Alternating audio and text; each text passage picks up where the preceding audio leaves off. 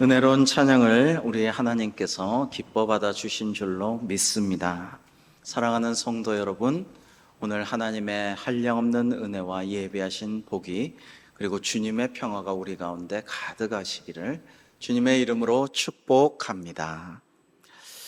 이번 여름 행사 때마다 참 기뻐하고 즐거워하며 예배도 너무나 잘 드린 우리 아이들과 청년들을 보면서 다시금 소망을 확인하게 되어서 참 감사했습니다.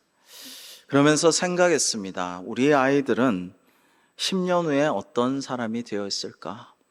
아까도 와가지고 반갑게 인사하고 웃고 가는 우리 어린이 20년 후엔 어떤 사람이 되어 있을까?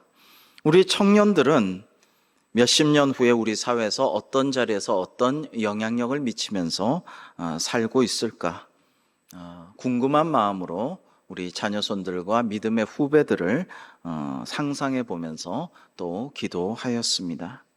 여러분, 오늘 말씀에서 우리가 첫 번째로 나눌 것은 우리는 하나님의 존귀한 자입니다라는 것입니다. 우리가 하나님의 존귀한 자가 됩시다가 아니고요, 이미 우리는, 저와 여러분은 하나님의 존귀한 자인 줄로 믿습니다. 이번 여름 행사에서 우리 아이들, 청년들도 사랑으로 섬기시는 교육자들과 선생님들, 폭염에도 기쁨으로 봉사해 주시는 주방팀과 찬양과 기도로 섬긴 가족들 다 데리고 많이 참석한 상공플러스 바라보면서 하나님께서 이렇게 말씀하시는구나라는 음성을 듣고 또 찬양도 절로 나왔어요. 내가 너를 보배롭고 존귀하게 여기노라. 내가 너를 사랑하노라. 이게 우리를 향하신 주님의 마음이신 줄로 믿습니다. 그러니까 우리는 존귀한 자예요. 사실은 내가 어떤 자격이 있는 것은 아니고 하나님께 이만한 걸 했으니까, 봉사했으니까 그렇다라는 게 아니라 예수 그리스도를 믿고 구주로 영접하기만 하면 오직 하나님의 은혜로, 오직 우리의 믿음 보시고 우리를 존귀한 자로 만들어 주셨다라는 것입니다.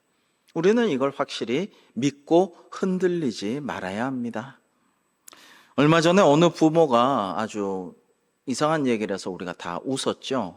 선생님을 괴롭혔다는데 우리 애는 왕의 DNA가 있어요 라고 하면서, 그러면 왕자인데 이거를 왕자 공주면 어떻게 모셔야 되나, 선생님이 참 괴로웠다고 하죠. 그래 웃었는데요, 가만 생각해 보니까 우리야말로 왕의 DNA를 가졌어요. 만왕의 왕, 전능하신 하나님의 우리는 자녀이기 때문에 존귀한 왕자요 공주인 줄로 다 믿으시기 바랍니다.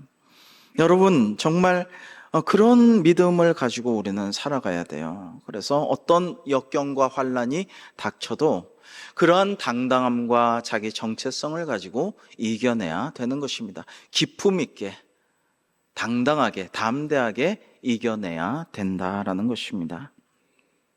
오늘 본문은요, 존귀한 자는 존귀한 일을 계획하나니 그는 항상 존귀한 일에 서리라고 하셨는데요, 이것은 공의의 왕으로 이 땅에 오셔서 다스리실 예수 그리스도에 대해서 이사야 선지자가 예언한 말씀의 일부입니다.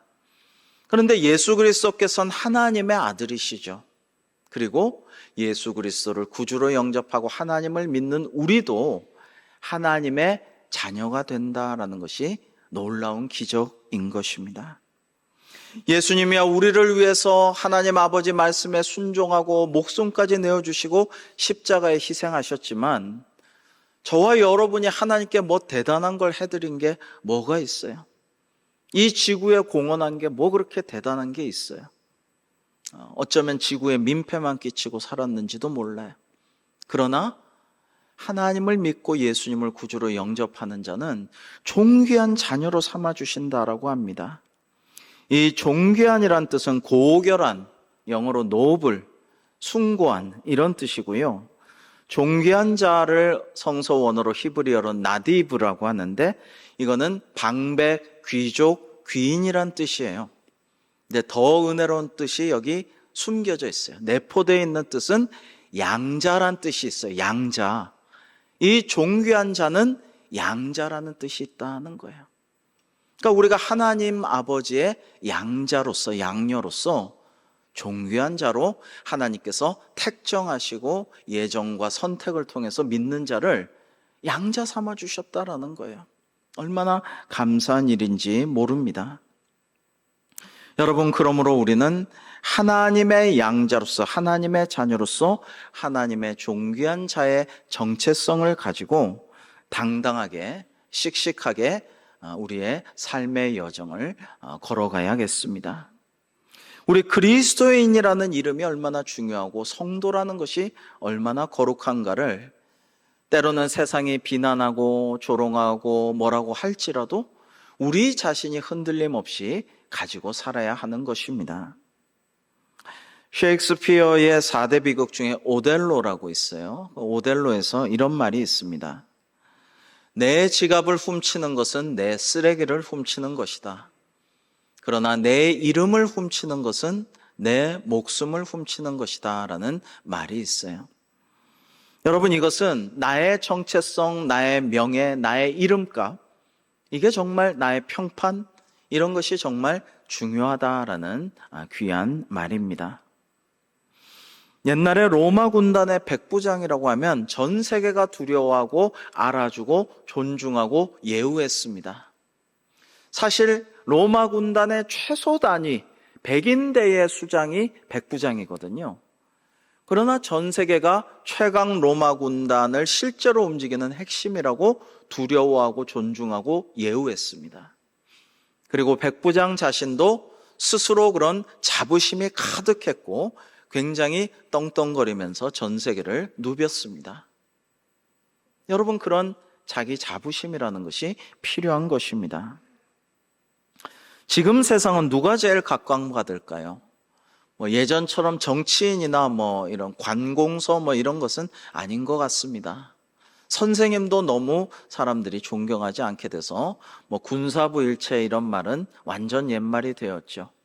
아마 사업을 잘하는 기업가, 경영인, 돈을 잘 버는 어떤 사람, 또는 요즘에 서울대 좋은 학과 들어가도 의사 되려고 한다, 다시 공부한다고 하니까 의사 선생님, 이런 분들이 요즘에 세상에서 인정받는 존귀한 사람이 아닐까라는 생각을 합니다. 그러나 우리 믿는 자의 관점에서 그리스도인으로서는 존귀한 자라는 것은 아무 공로가 없어도, 대단한 가문의 유서 깊은 혈통 아니어도, 부유하거나 지위가 세상적으로 사회적으로 높지 않아도 그래도 우리가 존귀한 자라는 거예요. 왜냐하면 하나님을 믿기만 하면 하나님께서 우리를 자녀 삼아 주셨는데, 전 우주에서 가장 강력하고 권세 있으시고 만왕의 왕이신 하나님의 자녀인데 우리가 얼마나 보배롭고 존귀한 존재인가라는 말입니다. 여러분, 야베스의 기도를 아시죠? 역대상에 나오는 야베스의 기도. 찬양도 제가 여러분께 강추합니다. 강력히 추천하는 야베스의 기도. 이 찬양을 특히 젊은이들, 청년들 또 힘들 때 들으시면 굉장히 소망이 되고 위로가 되고 힘이 나요. 좀 길지만 야베스의 기도 찬양이 참 좋은데요. 이 찬양과 성서 말씀의 주인공인 야베스는요, 이름이 고난이란 뜻이에요. 아픔이란 뜻이에요. 고통이란 뜻입니다. 우리말로 치면 옛날 드라마 연속극의 주인공 이름하고 똑같겠죠. 갓난이. 아주 힘든 이름이에요. 어머니가 수고롭게 낳았어요. 이름을 그렇게 붙였어요. 그러나 그는 형제보다 존귀한 자였습니다. 그리고 그는 믿음으로 하나님께 기도합니다.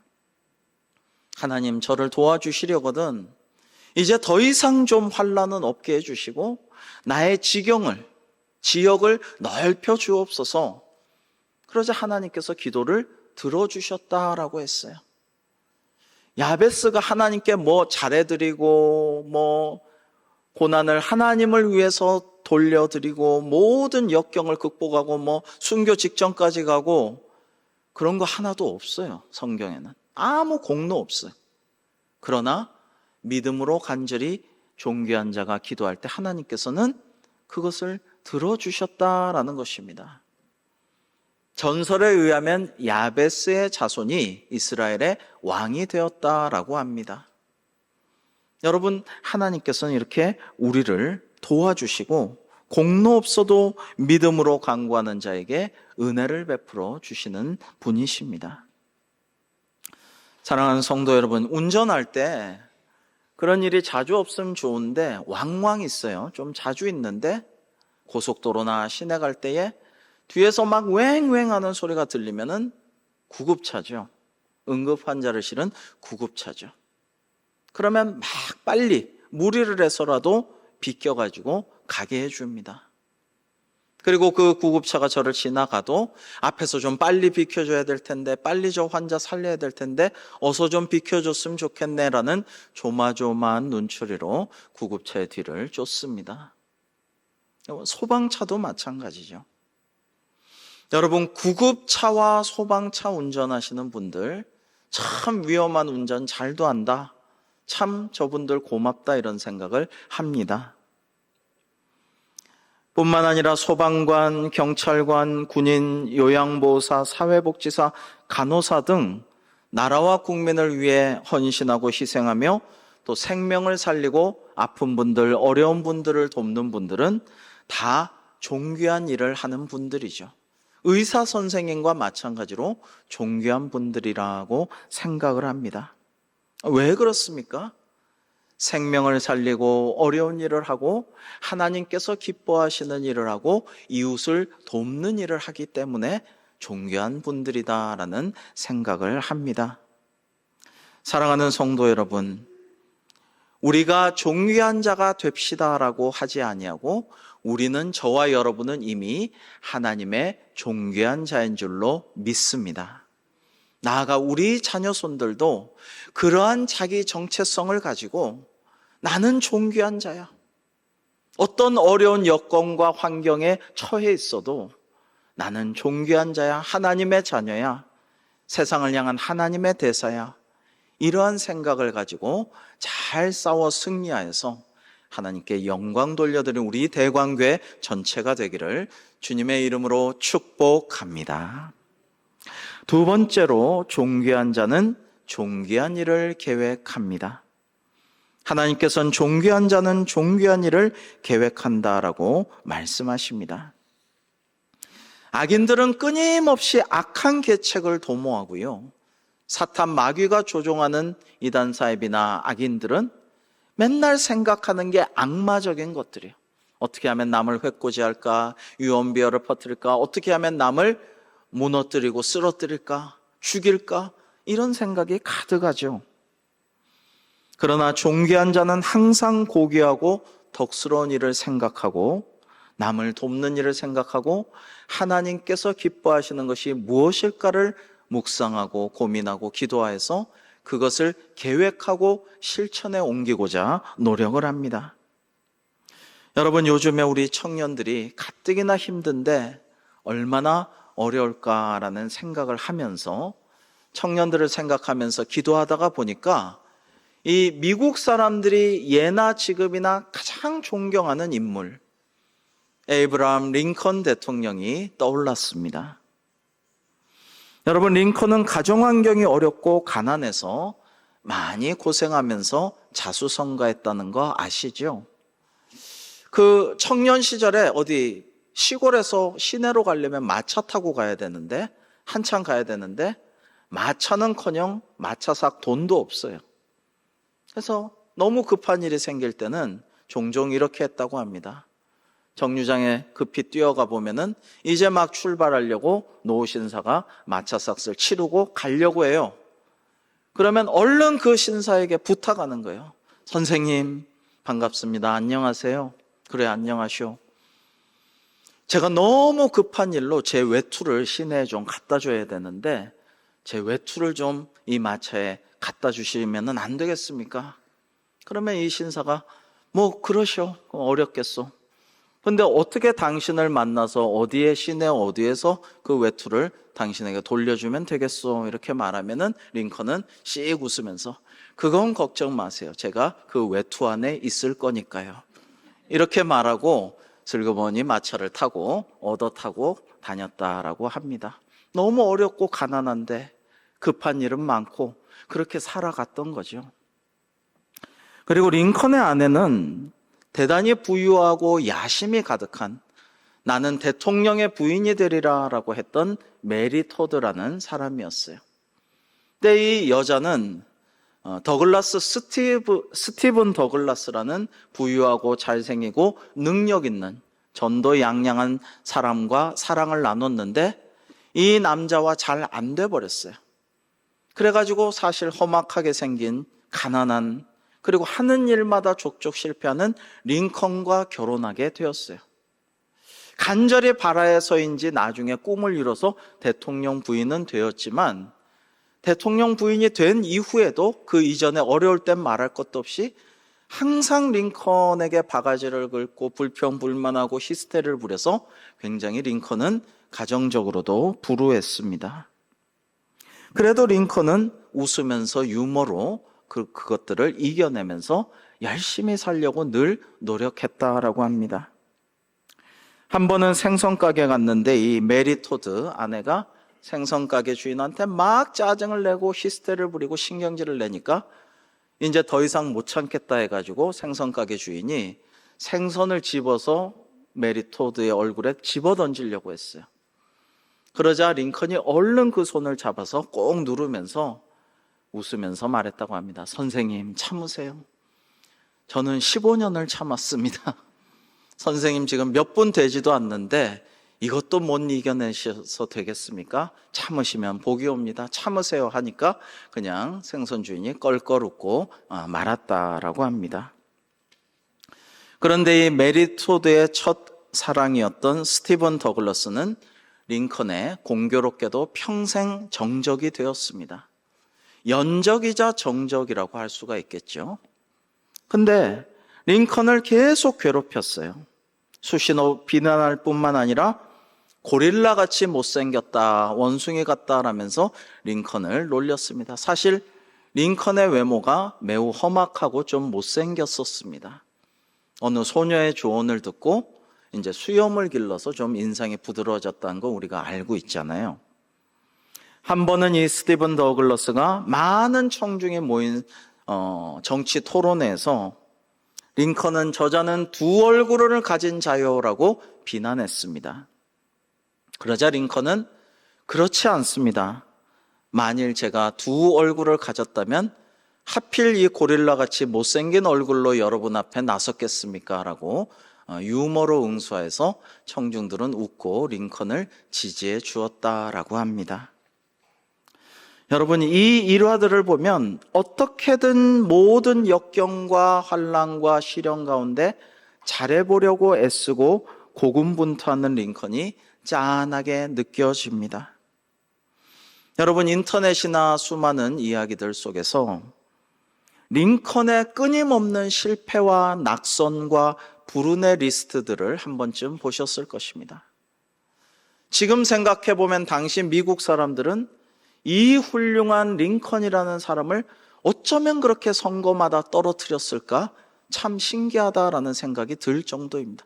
링컨은 계속 떨어지다가 마지막에 대통령이 되었고, 그리고 그가 계획했던 존귀한 일을 하나님께서 다 이루어 주셨어요.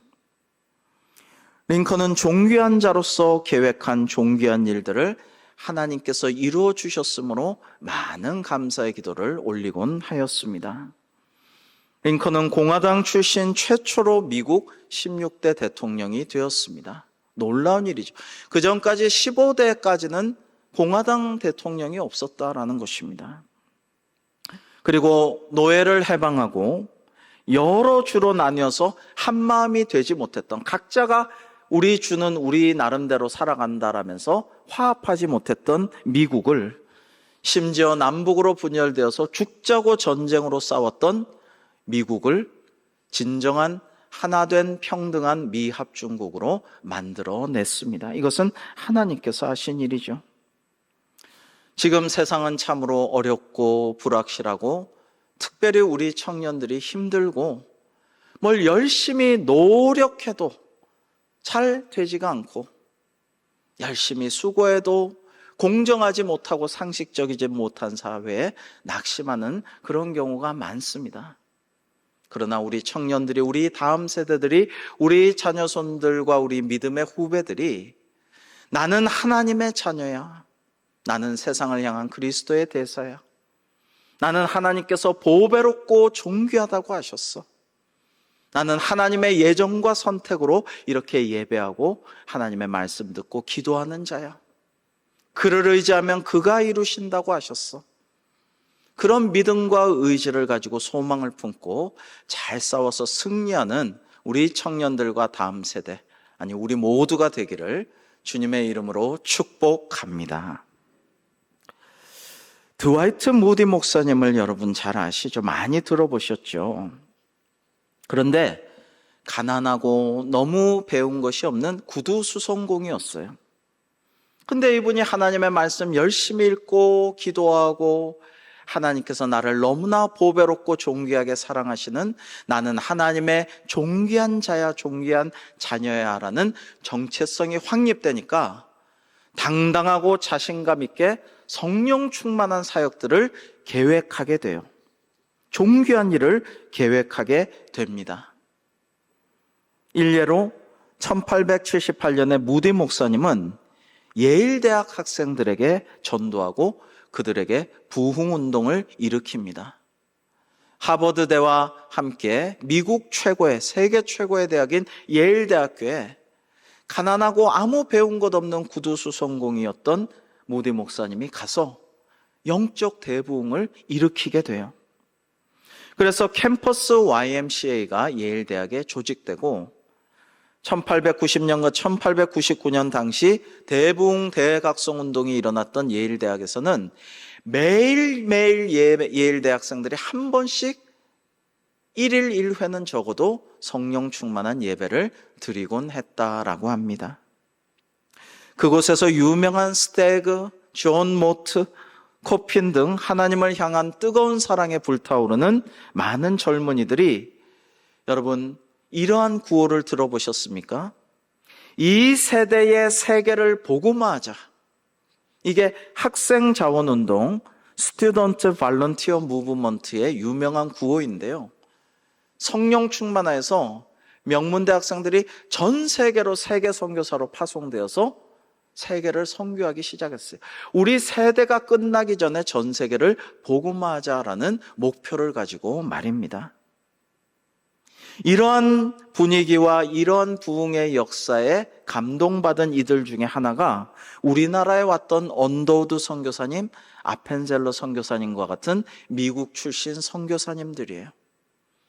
이분들이 좋은 명문가 출신의 좋은 학교를 나와 좋은 직장, 좋은 교회가 보장되었고 미국에 아름답고 귀한 신실한 약혼녀들이 있는데도 우리나라에 와서 선교하고 그 다음에 우리나라로 약혼녀를 불려들여 결혼하고 3대에 걸쳐 섬기고 아펜젤러는 소녀가 강에 빠진 걸 구하다가 마침내 거기에 빠져서 돌아가셔서 순교하시고 이런 일들이 수없이 일어났다라는 것입니다. 여러분 구두수성공이었던 무디 목사님이 존 모트와 같은 예일대학교 학생들을 언더우드, 아펜젤러 같은 선교사님들을 낳았습니다.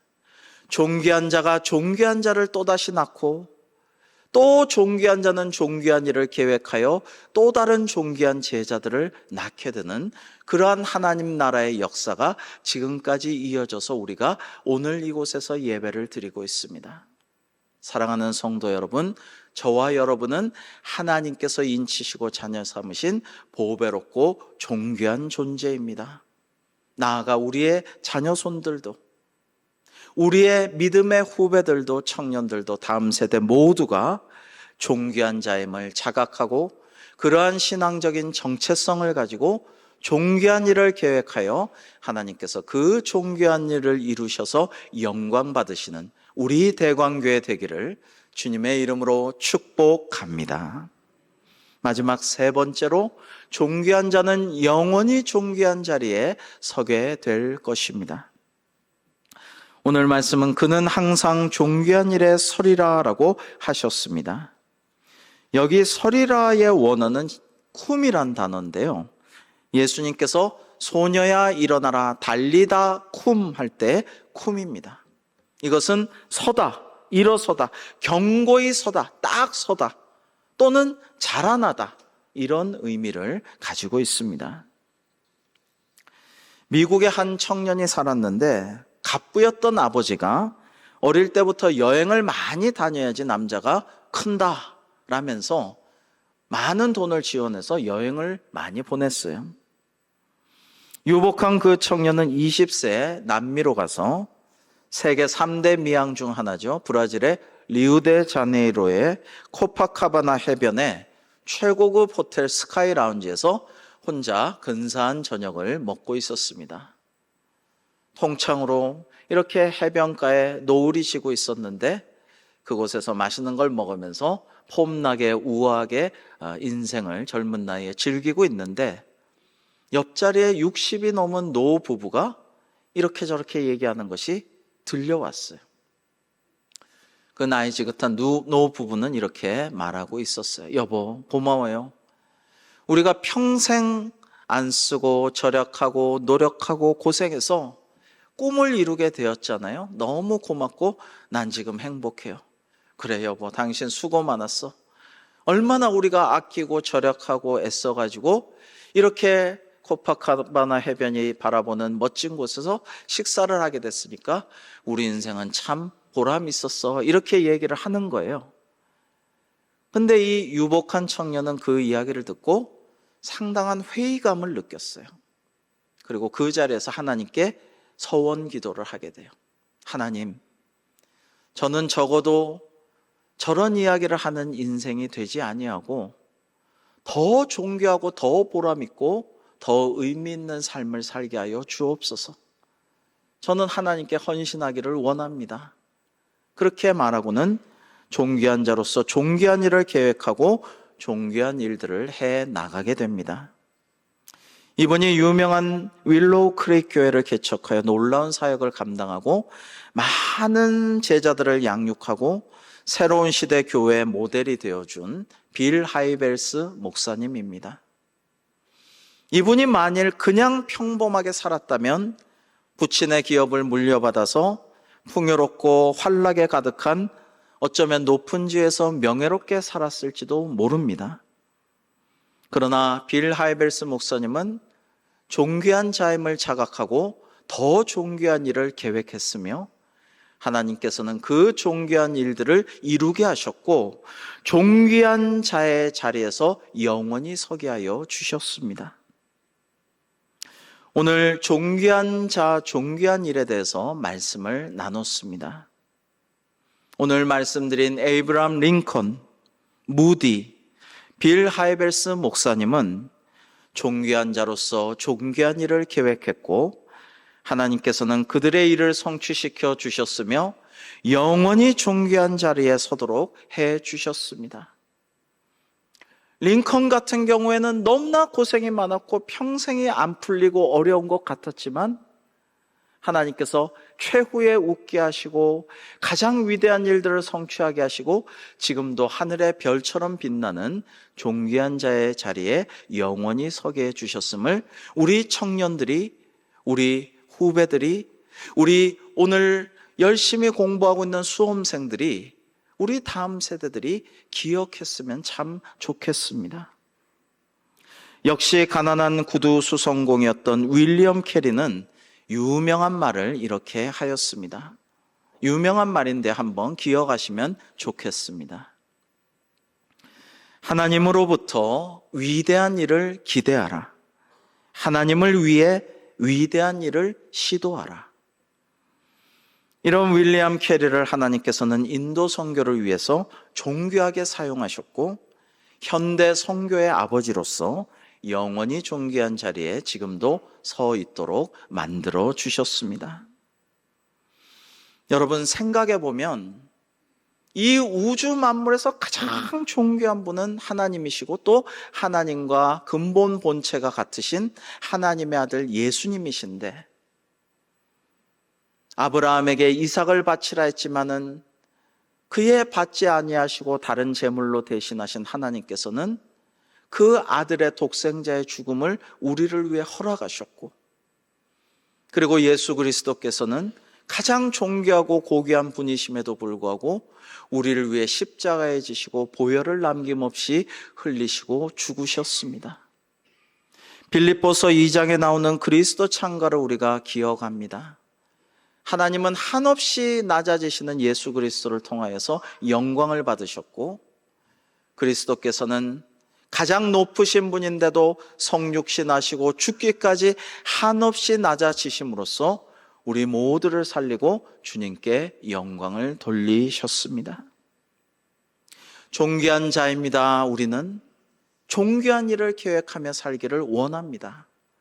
때로는 역경에 부딪히고 힘들고 내 뜻대로 내 마음대로 되지 않아도, 전도하다가 선교하다가 어려움에 처해도, 사람들을 도우려다가 오해도 사고 누명도 쓰고 괴로움을 당할지라도 우리도 저 존귀하시지만 자기 비하로 섬기신 예수 그리스도를 따라 각자의 십자가를 지고 나아가야 하지 않겠습니까?